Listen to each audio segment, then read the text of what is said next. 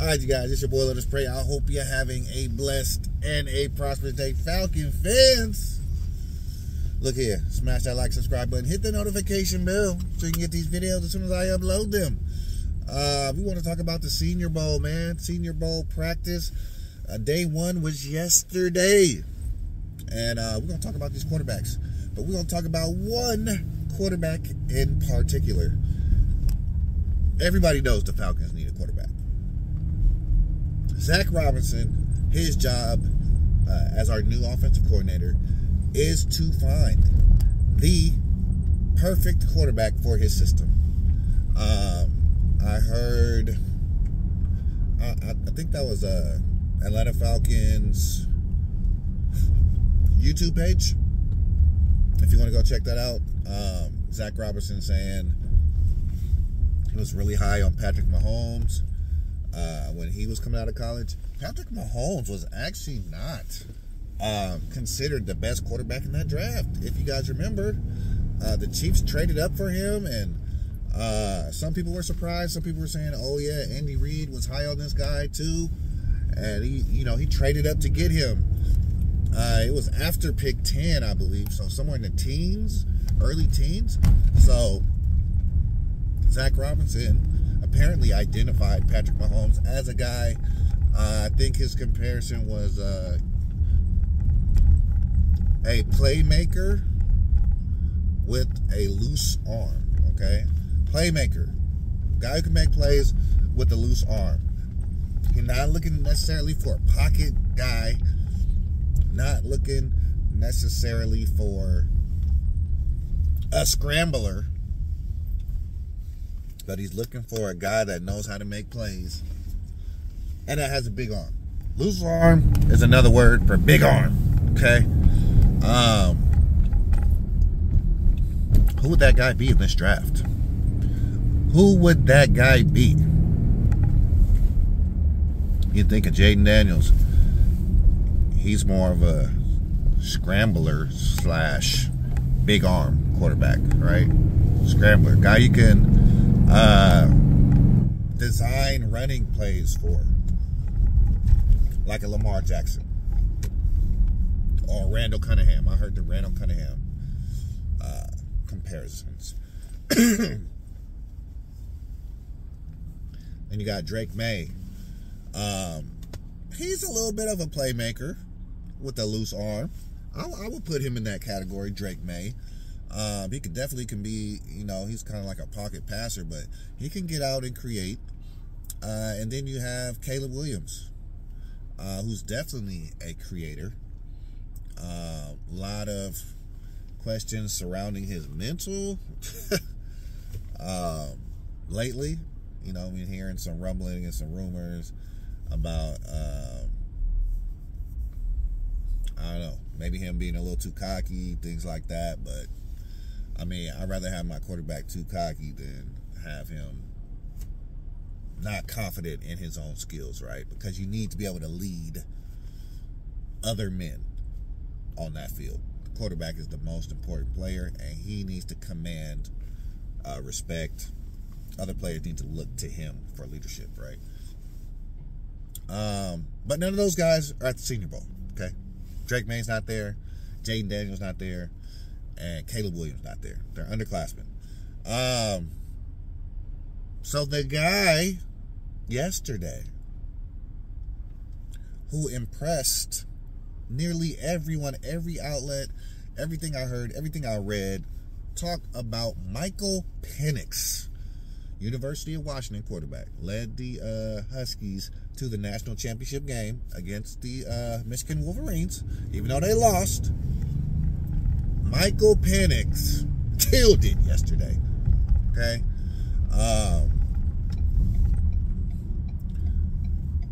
They said his arm strength looked even stronger than what it looked like on tape. They say his accuracy was pinpoint. He was dropping passes in the bucket. They say he threw so well that he might have helped some of the receivers improve their draft stock by how well he was throwing yesterday. That's great praise coming from any sort of scout for any team, any sport. You're talking about baseball, you're talking about basketball, you're talking about football. Well, I mean, soccer is a major sport too, but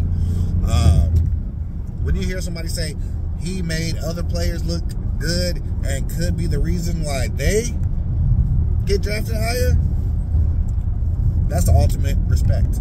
That is the ultimate respect. That's the ultimate compliment. So,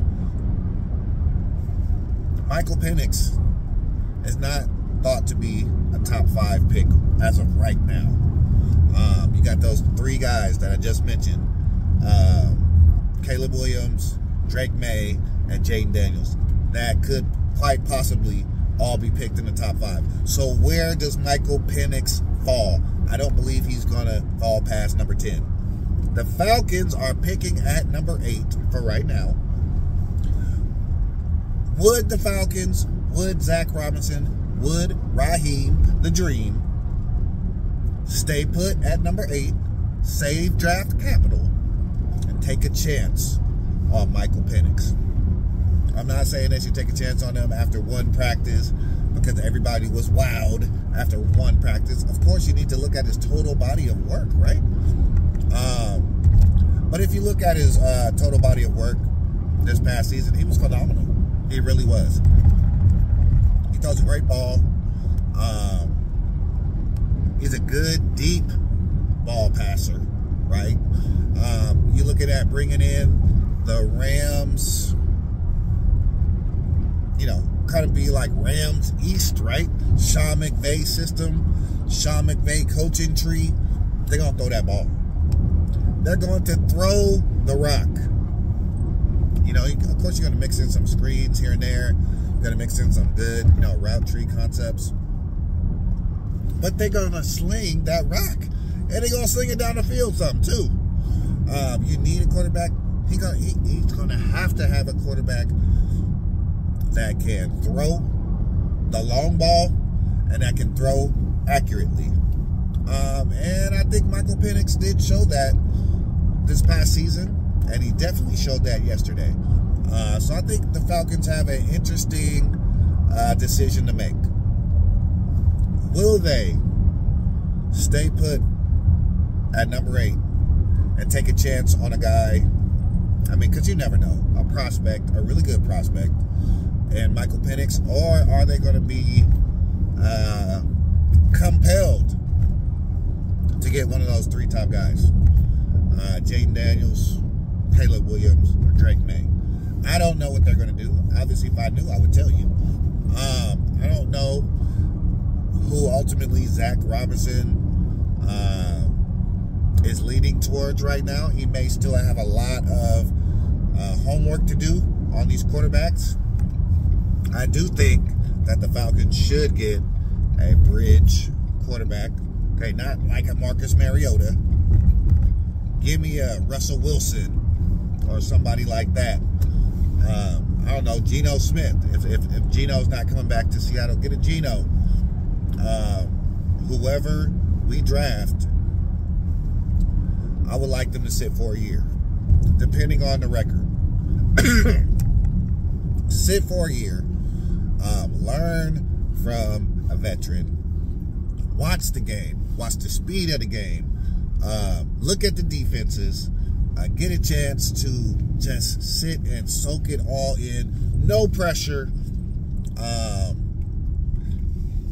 And then in that second year, he can make that decision. He can start competing for the starting position. Because, you know, whoever we get, they're going to be expected to win when they play. So if you put that pressure on them year 1 and they don't win, it can make or break that quarterback. You see what happened to Desmond Ridder. I mean, I'm not saying he's done as a player, but for the Falcons, he won't start another game for the Falcons unless due to injury, right? I think it was just too soon for him. I don't think he was ready, but I think Arthur Smith had already made up his mind that he was going to start because he drafted that kid. He didn't give him a quarterback competition. He didn't allow another quarterback to compete for that starting job. He gave it to him. Just gave it to him. So we don't want to do that. We don't want to make that same mistake. We don't want to just give a job to a Michael Penix. I know Arthur Blank wants to win now, but we have to be smart. We have to bring along the quarterback in a way that's conducive for that player and for the organization. So let me know what you think in the comment section, y'all. After hearing about Michael Penix's great day, his great day at the combine, not the combine, the Senior Bowl, would you feel comfortable if the Falcons stayed put at pick number 8 and selected Michael Penix? All right, that's all I got. I am headed to a doctor's appointment. It's your boy, Let Us Pray. I hope you're having a blessed and a prosperous day, Falcon fans. Thank you so much for your support, and I appreciate you. I'll be back with some more Senior Bowl talk soon this week, and we're going to be back soon with our Super Bowl prediction. Can't wait to do that episode. All right, y'all, have a blessed and a prosperous rest of your Wednesday. Tell those that you love them while you can. Peace, and I'm out.